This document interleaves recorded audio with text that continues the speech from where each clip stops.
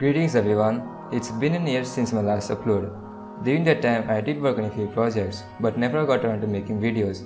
Filming and editing videos does take a lot of time, and it becomes close to impossible when you are a procrastinator in the last year of high school.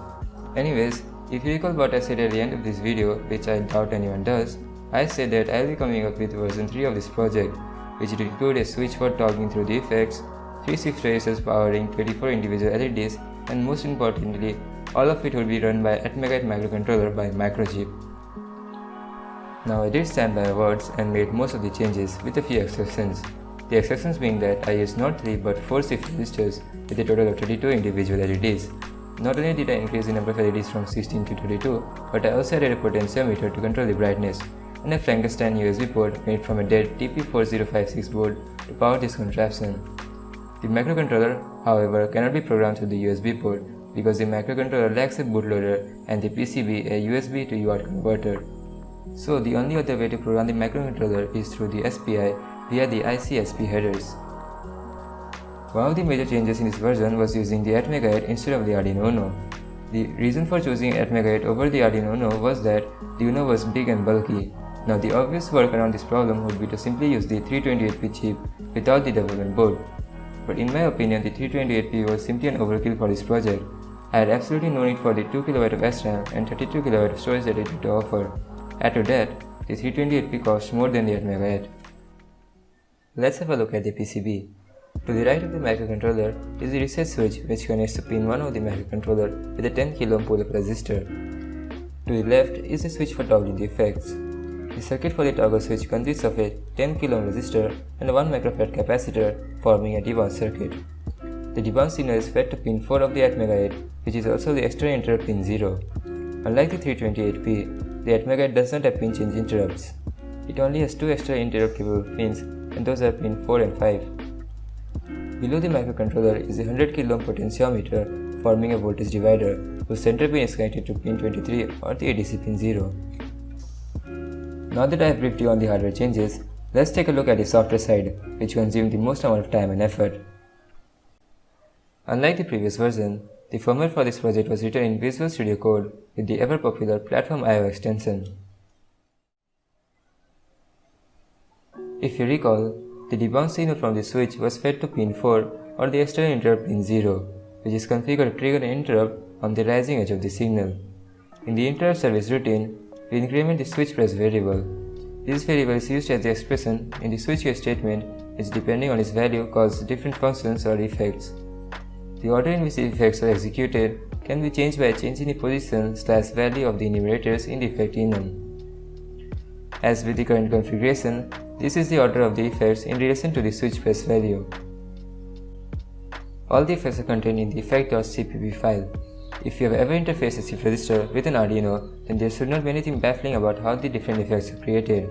For those who have never used a shift register, I recommend this video by DroneBot Workshop to get you started. If you recall, I mentioned the brightness of the LEDs are controlled via the potentiometer.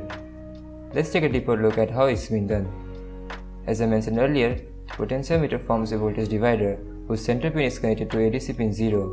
In the setup function, we initialize the ADC to continuously sample the input signal, also known as free running mode, with 8 bits of precision rather than 10. But the ADC alone cannot control the brightness of the LEDs. What we need is a PWM signal. To generate the PWM signal, I configured timer 1 to generate a fast inverted 8-bit PWM signal with a frequency of approximately 3906 Hz. The duty cycle is set by loading the ADC result into the OCR1 register on every output compare match interrupt. The generated PWM signal is spread out on pin 15, which is connected to the output enable pin of the shift registers. The output enable pin, as the name implies, enables the shift register's output. The reason for generating an inverted PWM signal was that the output enable pin is active low.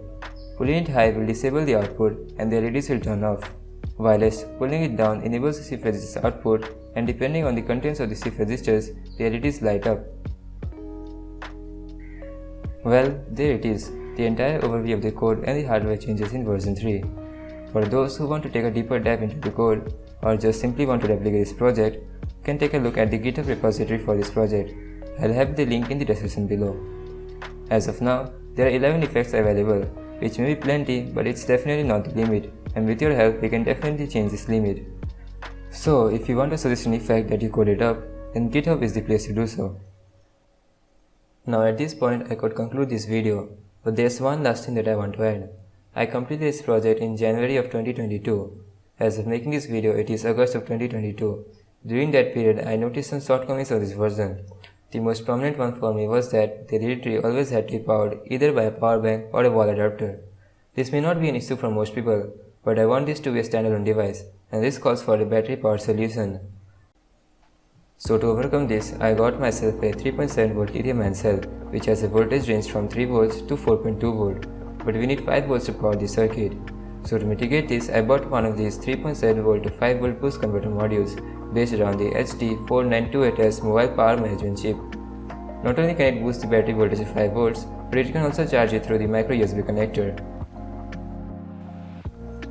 To integrate this into the existing PCB, I firstly connected the battery's positive and negative terminal to the B+ and B- pad respectively.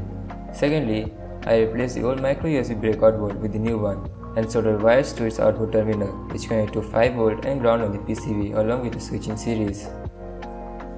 With all this done, you might expect it to work, which it does but not for long, as the power bank module enters standby mode. The reason for that is the automatic shutdown current mentioned in the datasheet, which is 60 mA.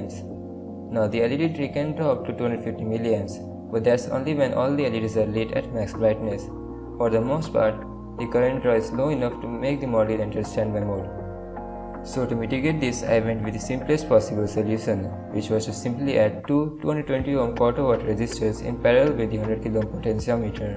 This results in a total resistance of 110 ohms and a current draw of 45 mA, which is less than the 60 mA mentioned in the datasheet, but it somehow works and I do not have a problem with that. With all this done, this project and the entire series comes to an end. This is all I have for this video, and I am genuinely pleased to see that you made it this far into the video. I'll have links to all the previous versions in the description below, and for those who want to replicate this project, check out my GitHub repository.